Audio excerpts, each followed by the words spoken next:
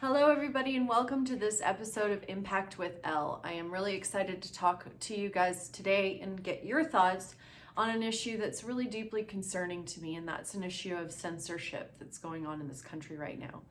I think part of the level of intensity around censorship is that we've been driven to only a couple of platforms or outlets for speech that dominate, and that would be like Twitter and Facebook.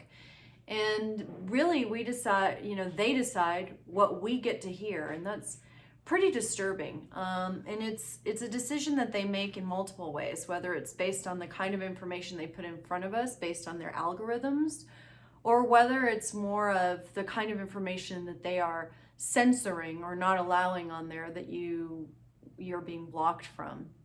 And I guess I find that deeply disturbing because I think that this country is about freedom, and part of that is about free speech. And it's not something that somebody else gets to decide what people can hear and what people should hear. And I think there's a fundamental breakdown in what's going on right now. I'll give you a couple of examples that I think, are pretty strange. The first one is how Facebook has decreed that any posts that say that this COVID injection is not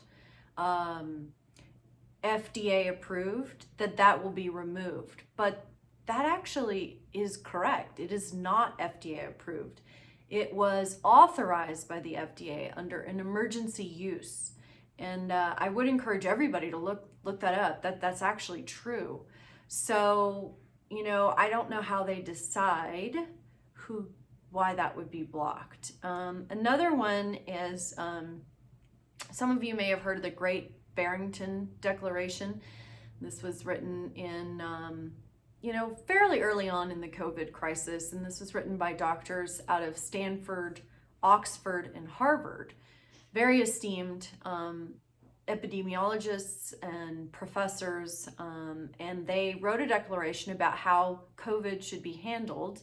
And that page was actually taken down from Facebook.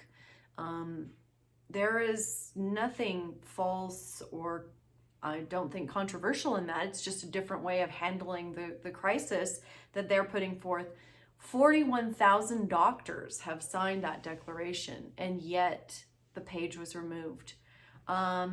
Another one is Facebook is banning anybody who's saying that the PCR tests are putting out false positives. And that's also actually true. And in fact, I believe Facebook has had to retract that since then. Certainly the government has recently decreed that the PCR tests are too sensitive, and they've reduced the sensitivity, though I don't think anybody's hearing much about that. So these are just some issues that really deeply disturb me on a fundamental level about what it is to be American, what it is to be human, and the frightening control of our society that's taking place. And the reason why I think it's really disturbing isn't just simply a blocking of the freedom of speech, but also in this time where the government has us locked down so we can't actually meet or have in-person discussions and events. Now we can't speak about it online either. So, I hope that you guys are starting to get worried about this and that we start to raise some pushback on these things and how it's just not right.